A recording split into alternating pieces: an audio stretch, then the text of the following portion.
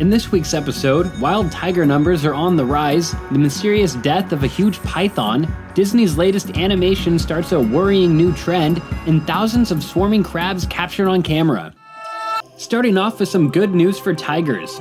A new study by the World Wildlife Fund reports that the big cats' numbers are on the rise for the first time in a century. Successful conservation efforts in Russia, Nepal, and India have contributed to the population's increase.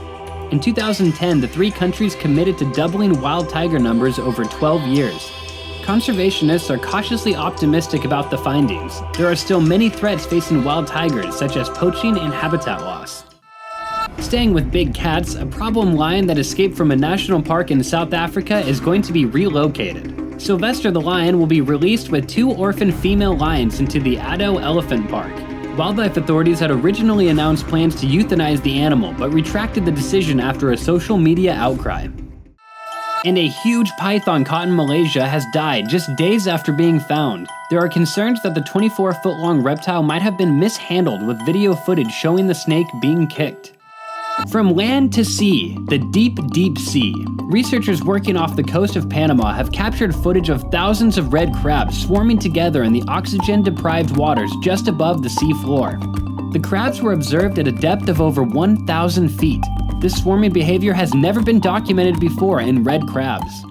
Off to China, where photos have emerged of endangered scalloped hammerhead sharks piled up for sale at a fish market. The images went viral on Chinese social media and have sparked an outrage. Authorities were notified and arrived on the scene to confiscate the remaining shark meat.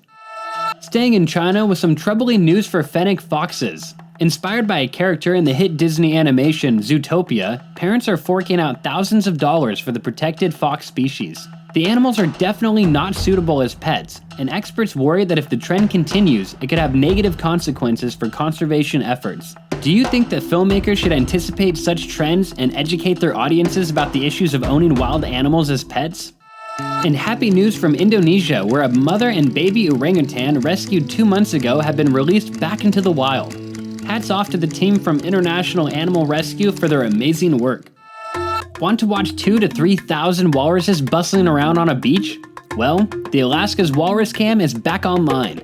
The live stream gives viewers a peek into the daily lives of the colossal marine mammals. 4 cameras have been installed along the beachfront this year. Rounding off with these hair-raising animal encounters.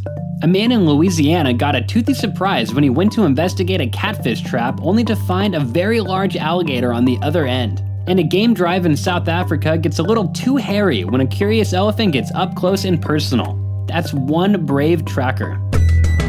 That's it for this week. We want to hear your opinions on these nature news stories. Tell us what you think in the comments below.